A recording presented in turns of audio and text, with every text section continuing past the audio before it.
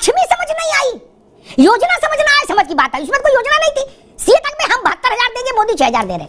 शायद जनता तक उस तरीके से नहीं पहुंच पाए जैसा पहुंचाना चाहिए, और उसी को लेकर के कांग्रेस पार्टी 4 करोड़ आदमी है हमारे पास, उसमें 50% छोड़ भी दीजिए तो अभी 2 करोड़ खड़ा है क्या? नहीं, अभी दोबारा में अभी दिमाग में जहां तक हमारा व्यक्ति जितना दूर तक होगा वहां तक हमारी बात जाएगी। अमिताभ जी 2022 में पोस्टल बैलेट से हमको 50% से ज्यादा वोट मिले थे। मैं ये नहीं अभी रुकना होगा, पहली तिवारी से समझ ले, क्योंकि तो आपने नई बैच छोड़ दी, आपने तो अपनी सीटें 300 बता दी। सभी भाइयों को राम राम। दोस्तों स्वागत है द भारत डिबेट शो में। दोस्तों आज का ये डिबेट काफी शानदार होने वाला है, इसलिए आप लोग से अनुरोध है कि डिबेट को अंत तक देखिएगा। दोस्तों आज के इस डिबेट में कांग्रेस और सपा के प्रवक्ता को अमिताभ अवस्थी सर ने अच्छी तरह से धोया है, क्योंकि इन दोनों के प्रवक्ता बोल रहे थे कि हमारी पार्टियों में 300 से ज्यादा सीटें लाएंगे और हम इस बार बीजेपी को अच्छी तरह से हराएंगे। तो इस पे अमिताभ अवस्थी सर ने किस तरह से इन लोगों को धुलाई की है, सो आप लोग डिबेट को खुद से ही देखिए। चलिए शुरू करते हैं। प्रशिक्षण हो, दिस दैट ब्ला ब्ला आदि आदि, लेकिन रुपया तो 5 साल का बच्चा भी जानता है कि ये रुपया है। तिवारी जी जानता है कि नहीं? जो वोट देने जाता है वो रुपया की गिनती जानता है कि नहीं? पढ़ा हो चाहे ना पढ़ा हो, जानता है। 100 रुपया ज्यादा है कि 500 ज्यादा, ये जानता है कि नहीं? जानता है। 2019 में नरेंद्र मोदी दे रहे थे 6,000 रुपया साल। कितना? 6। इस सूत्र को पकड़ के चलिएगा, मेरी पूरी बहस इसी पर रहेगी आज, इसी के इर्द गिर्द। 6,000 रुपया साल किसान निधि। राहुल गांधी ने कहा हमारी सरकार बनाइए, 72,000 रुपया साल में देंगे। यानी ये जितना साल में दे रहे थे मोदी, उतना राहुल गांधी ने कहा हम हर महीने देंगे। 72। जनता ने कहा 72,000 वाले के साथ नहीं जाएंगे, 6,000 वाले के साथ जाएंगे। क्यों? 72,000 ज्यादा होता है कि 6,000? ये समझ तो मेरे ख्याल से सबको है, नहीं? प्रेम नारायण जी, क्या कांग्रेस ने उस जनता के उस फैसले को एनालाइज करने की कोशिश की कि हमारा 72,000 रुपए का दावा या गारंटी क्यों पसंद नहीं आई? क्या भाई, किसी ने कहा सूखी रोटी देंगे आपको, दूसरे ने कहा मालपुआ देंगे। मालपुआ वाले के पास कोई नहीं जाए, सूखी रोटी वाले के पास जाए, तो समझना पड़ेगा ना कि इसके पीछे क्या गणित है। क्या कांग्रेस ने इस बात को समझा नई गारंटी देने से पहले कि 72,000 रुपए साल लेने से क्यों इनकार किया जनता ने? प्रेम नारायण जी।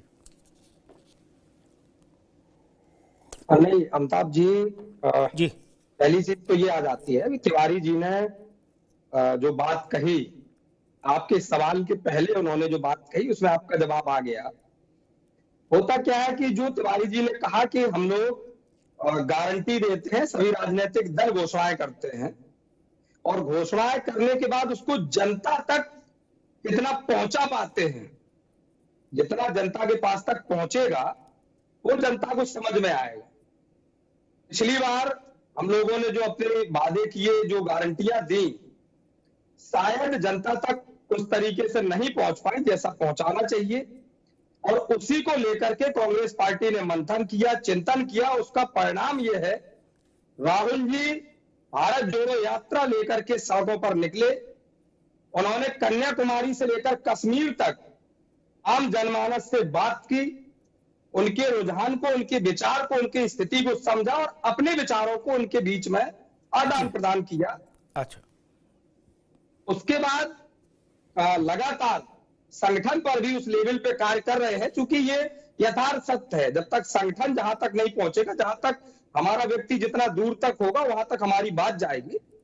तो हमने संगठन पर भी काम किया, लगातार संगठन पर कार्य चल रहा है, और संगठन को लोगों की बहुत कुछ नजर में कांग्रेस का संगठन कमजोर रहा है, कमजोर बताते हैं, लेकिन हम लोग चूंकि संगठन पर कार्य कर रहे हैं, लगातार काम कर रहे हैं। इस समय उत्तर प्रदेश के आदरणीय प्रभारी अविनाश पांडे जी लगातार इस चीज पर बिंदुवार नजर रखे हुए हैं। ठीक है प्रेम नारायण, ठीक है। अब अविनाश पांडे और अजय राज बाद में, अभी आज राहुल गांधी पर चर्चा कर लें। मैं इस बात से मुतमईन नहीं हो सकता। सारी गारंटियों को समझाने के लिए मैकेनिज्म चाहिए, लेकिन नगद नारायण को समझाने के लिए कोई मैकेनिज्म नहीं चाहिए। जो लोग ऐसा कह रहे उनको जनता की समझ कम है फिर ना। नहीं ना अभी नहीं, अब दोबारा में अभी दिमाग में रखो तर्क, दोबारा में आएंगे। ठीक, एक वो बताता हूं, टोटका करके देख लो। जो लोग कह रहे हैं कि बहुत भारी इंफ्रास्ट्रक्चर लगना है, समझाने में वो नहीं कर पाए हम लोग, वरना तो जीत जाते।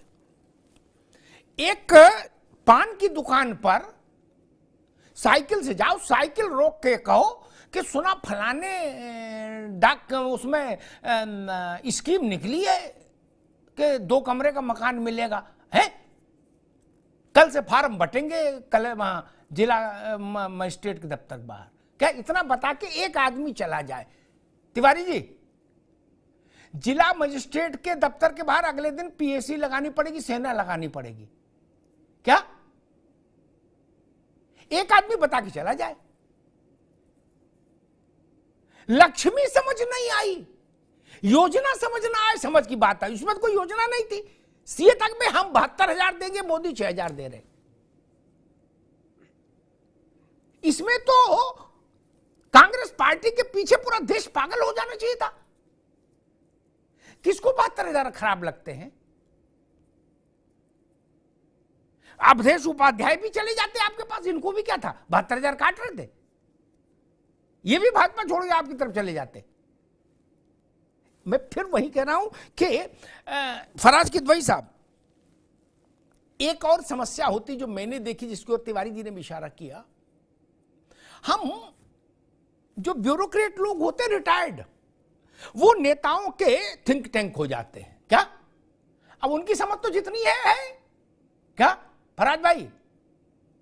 वो कागज निकालते और पेन, कहते बॉस टीटी 26 लाख, अनुदेशक 42,000, फलाने इतने, ये 3 करोड़ हो गए सर। क्या?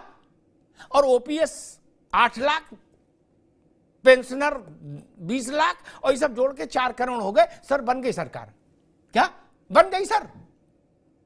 आप अगले चुनाव रैली में ये बोल दीजिएगा कि इनका सबका कर देंगे। अखिलेश जी ने एग्जैक्टली यही किया था जो हम बोल रहे हैं। क्या? और सपा के बड़े नेता मुझसे कहते थे बॉस कागज पे जोड़ के देख लो ना नंबर। क्या 4 करोड़ आदमी है हमारे पास, उसमें 50% छोड़ भी दीजिए तो भी 2 करोड़ खड़ा है। क्या? और सब वोटर है, जीत गए।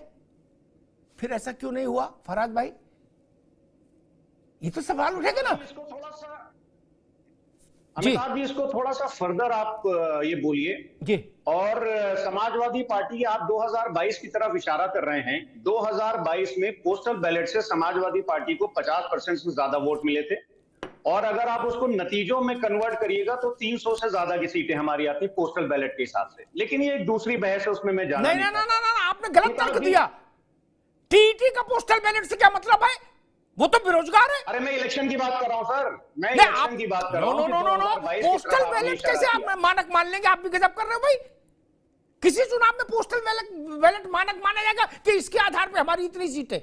गजब बात है अमिताभ जी। 2022 में पोस्टल बैलेट से हमको 50% से ज्यादा वोट मिले थे। मैं ये बताना चाह रहा हूं आपको। अरे भाई, मैं ये पूछना चाह रहा हूं, टोटल पोस्टल बैलेट कितना पड़ा था यही बता दो। 25 करोड़ का सूबा कितना पड़ा था जिसमें आप अपने माथे तिलक लगा रहे हो? अरे अमिताभ जी, 50% से ज्यादा हमको वोट मिले। अरे मैं जो पूछ रहा हूं वो बताना रही है कि बता रहे। मैं पूछ रहा हूं टोटल कितने करोड़ पड़ा था पोस्टल बैलेट उत्तर प्रदेश में, ये जानना चाह रहा हूं। समझ रहा हूं। देखिए क्या है अमिताभ जी के पोस्टल बैलेट की अगर आप बात करिएगा तो पोस्टल बैलेट को एक सैंपल के तौर पे भी यूज कर सकते हैं। और एक मिनट रुकिए तिवारी जी, भारत के संसदीय लोकतंत्र में नया अध्याय जुड़ गया। मैं समझ गया जो बात अभी फराज किदवई कह रहे हैं, कल यही बात राहुल गांधी कहेंगे कि ये जो सरकार है, अगर वो नहीं आए सरकार में तो वो कहेंगे जो सरकार है ये नकली है, पोस्टल बैलेट में हमारे 300 सीटें हैं, चूंकि हमको 11,000 पोस्टल वोट मिले पूरे देश में। तिवारी जी, ऐसा होगा तब तो फिर कैसे चलेगा? पोस्टल बैलेट की वैलिडिटी को आप सामान्य वोट के पैरेलल खड़ा कर देंगे क्या? अमिताभ जी मैं बात पूरी करूं अपनी? नहीं, अभी रुकना होगा, पहले तिवारी से समझ ले, क्योंकि ये तो आपने नई बहस छोड़ दी। आपने तो अपनी सीटें 300 बता दी। नहीं, पोस्टल बैलेट तो सिर्फ 4.5 लाख थे, 4,42,000 ही थे ना। तो पोस्टल बैलेट वो कह रहे 4,42 में हमको सरकार दो। वो करे लोग भवन खाली करो, 300 सीट हमारी आ गई, तब क्या 20 करिएगा? करोड़ की आबादी तो 442 तो कुछ भी नहीं है, और 12-13 करोड़ की आबादी जो वोटिंग पॉपुलेशन है उसमें तो 4 लाख कुछ भी नहीं होता है। बहुत फराज कम है। किदवई साहब, 12-13 करोड़ वोट में आप 4 लाख पर सरकार बना लेंगे।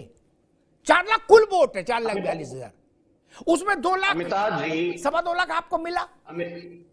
अमिताभ जी, देखिए भारत सरकार की बहुत सारी संस्थाएं हैं, जैसे पीरियोडिक लेबर फोर्स सर्वे होता है, एनएसएसओ है, एनएसओ है, नेशनल फैमिली। तो इन जैसा प्रवक्ता हमेशा डिबेट में आते हैं और उल्टी पुल्टी बहस करते हैं, अपने ही मुंह खा के निकल जाते हैं। आई होप कि आज का डिबेट आप लोग को पसंद आएगा। अगर पसंद आए तो एक लाइक एंड चैनल को सब्सक्राइब कीजिए। साथ में आप लोग कमेंट बॉक्स में राय जरूर बताएं। चलिए मिलते हैं कोई नेक्स्ट डिबेट में, तब तक के लिए जय हिंद, जय भारत, वंदे मातरम।